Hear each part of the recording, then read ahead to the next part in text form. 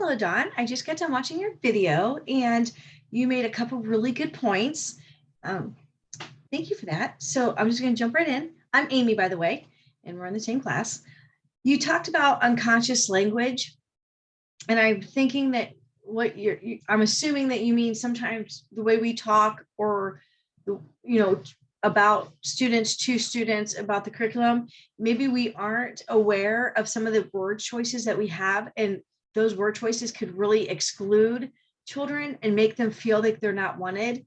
So it is really important that we are using words that include everyone, full inclusion, making sure that the questions we ask every student, and if they can't answer every question, we make sure we ask questions that that will include everybody. Maybe there's different groups of students in our classroom, and maybe this group will get a couple questions and that group will get a couple questions, and then make sure that we have questions that cover all the bases for all the students to answer. And you are so correct. Using diverse stories and books in our classroom, especially if we can find some that relate to specific things that are happening in these students' life or just their interests. It doesn't have to be anything, cultural, or it could just be something that they enjoy to promote the engagement with our students.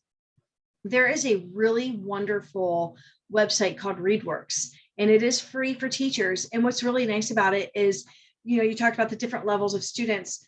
They have passages, they have stories, they have articles, and there's all kinds of different interests and reading levels. And for my one reading group, I'm able to use the same story, but I'm able to click different things, like to make it a little bit harder, a little bit more challenging for those who need the challenge. And then those who are, they're still struggling, it breaks it down for them a little bit more. And then the questions, although they're the same questions for everyone, again, they're broken down so they can all understand it. And again, I'm able to put in something, any type of interest, and thousands of things come up. So if you have a chance, look at ReadWorks, and it is free and it's amazing. You talked about also making the connection to students, these stories and these books, and, just teachers in general, we need to find our connection. I try to listen to the students. I have a student who loves WWE wrestling, and I happen to also love WWE wrestling. So that's my connection. Another student loves football. I like football too. So that's my connection. One little girl loves pink. I make sure I wear a lot of pink. And then the stories that I choose, I try to find stories about football, little girly girl things, for the girls that really like the girly things. I like to find books where girls are playing sports and boys are, taking dance lessons, and, just bringing the diversity into my learning center. And the books that I choose to read aren't just ones that I'm interested in, because it's not about me. It's not about us.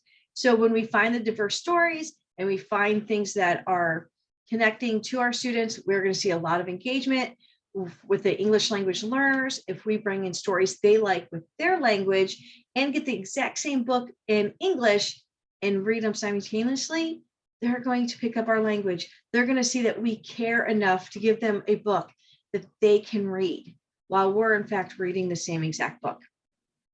Dawn, nice little video you did. Thank you very much. I hope you have a good rest of your weekend, and happy Valentine's Day. Bye-bye.